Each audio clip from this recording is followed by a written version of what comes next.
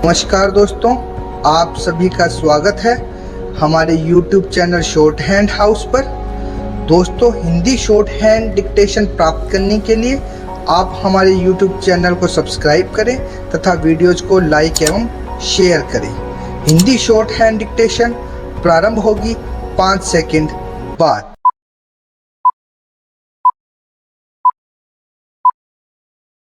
Start.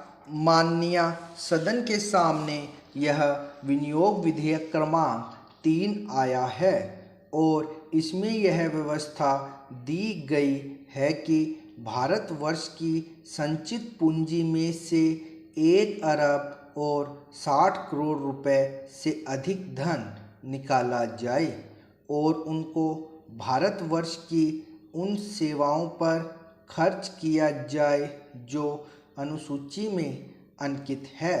उदाहरण के लिए, जैसा कि हमारे पूर्ववर्ती मित्रों ने कहा है, संभवतः इस विनियोग विधेयक में जिन जिन कार्यों के लिए और जिन मंत्रालयों के लिए जितने धन की आवश्यकता है उनकी यहाँ एक सूची दी गई है। इस वर्ष 1968 की अपेक्षा जो विशेषता रही है वह यह है कि जब से बजट आया है तब से भारतवर्ष में सारे किसानों के लिए और उन दूसरे मित्रों के लिए जो किसानी करते रहे हैं उनके सामने एक प्रश्न रहा है और वह प्रश्न यह रहा है कि उनकी सरकार और उनके कुछ बोलने वाले जब तक यह बात कहते फिर रहे हैं कि देश में हरित क्रांति आनी चाहिए। हाँ, हरित क्रांति आ रही है। इससे पूर्व भी कांग्रेस पक्ष की ओर से समय समय पर इसी प्रकार के नारे दिए गए।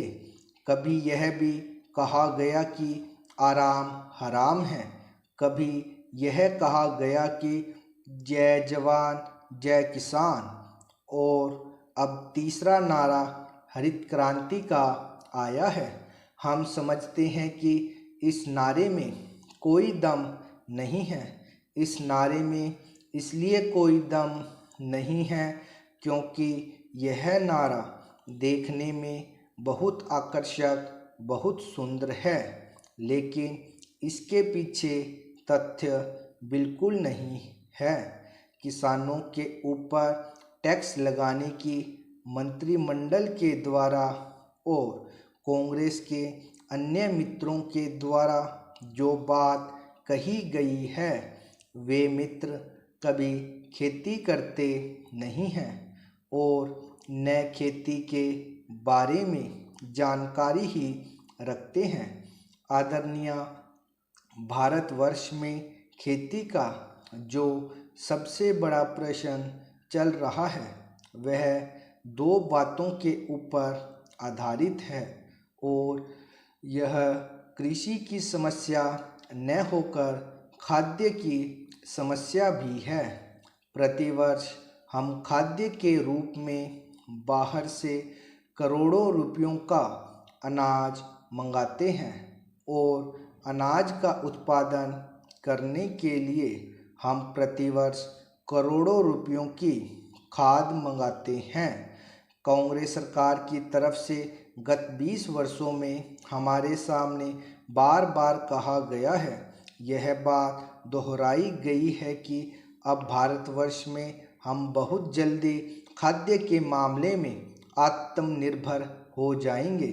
हमको खाद्य की चिंता नहीं करनी चाहिए, लेकिन कांग्रेसी मित्रों ने जितने जोर जोर से यह कहा कि हम खाद्य की समस्या सुलझा रहे हैं, उतनी ही खाद्य की समस्या उलझती गई है।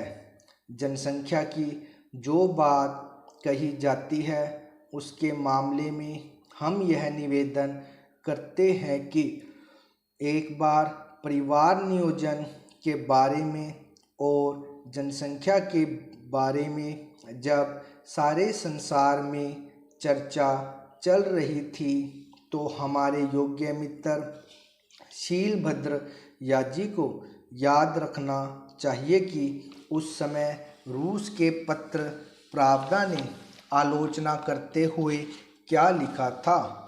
उसने लिखा था कि हमारे सामने यह समस्या नहीं है कि भारत में कितने आदमी बढ़ते जा रहे हैं, बल्कि हमारी समस्या है इनको क्या खिलाएंगे। सभापति महोदय, शहरी लोगों को जिनके पास खेती नहीं होती है उनको सालाना 3,000 की आमदनी तक कोई टैक्स नहीं देना पड़ता, मगर किसानों को इस तरह की कोई छूट नहीं दी गई है। अगर किसानों को 500 रुपया सालाना आमदनी होती है तो भी उन्हें उस पर भूमि राजस्व देना पड़ता है। उनको शहर वालों की तरह टैक्स में किसी तरह की सहूलियत नहीं दी जाती है। तो यह जो अन्याय और विषमता की बात है उसको दूर किया जाना चाहिए। देहात के आदमियों को भी शहर के आदमियों के समान भूमि राजस्व में छूट दी जानी चाहिए। कुछ लोग इसके बारे में अब कहते हैं कि शहर वाले लोगों को म्यूनिसिपल टैक्स देना पड़ता है, वैसा देहातियों को नहीं देना पड़ता। लेकिन उनका ऐसा कहना गलत है, क्योंकि गांव का जो किसान है, मजदूर है, कारीगर है या कोई भी छोटे से छोटा गृहस्थ है, उसको ग्राम पंचायत टैक्स देहातों में देना ही पड़ता है।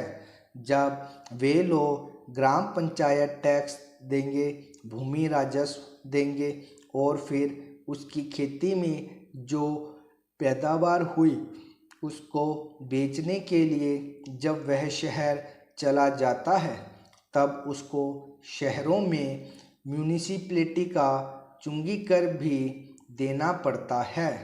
इस तरह से किसानों को करों के बोझ से लाद दिया जाता है। इसकी तरफ हमें गौर करना चाहिए, देखना चाहिए और उसको जितनी सहूलियत हम दे सकते हैं देनी चाहिए।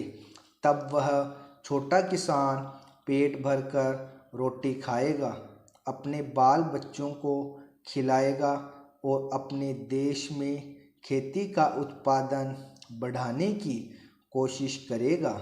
नहीं तो वह अगर नाराज रहा, दुखी रहा, तो हमारे देश में खेती का उत्पादन किसी हालत में नहीं बढ़ सकता। हम देखते हैं और यह हरेक को मालूम भी है कि हमारे शहरों में दिन पर दिन सीमेंट और कंक्रीट की सड़क बन रही है, डामर के रास्ते बन रहे हैं, शहर की आबादी बढ़ रही है। लेकिन देहातों में या गांवों में जाइए तो आप यही देखेंगे कि हमारे बाबा दादा के समय में जो मकान हमारे कच्चे थे, फूस के थे, वे आज भी वैसे के वैसे हैं। हमारे गांवों में आज भी न बिजली है, न डामर तथा सीमेंट की सड़क है। इस तरह की दयनीय अवस्था आज भी देहातों की है। इस दुर्दशा का मुख्य कारण उसकी दरिद्रता है। खासकर जो छोटे किसान देहात में रहते हैं उन्हीं की संख्या ज़्यादा है।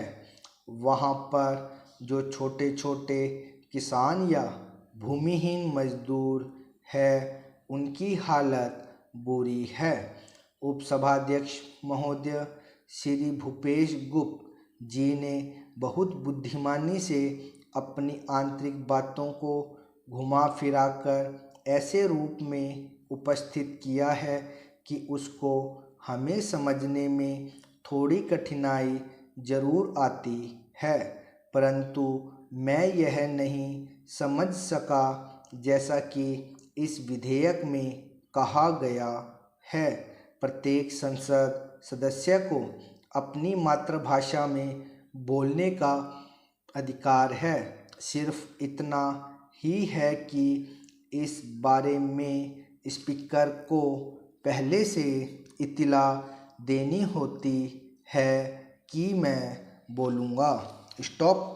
इस डिक्टेशन को आप बार बार लिख के इसका अभ्यास कीजिएगा तथा ट्रांसक्राइब जरूर कीजिएगा। धन्यवाद।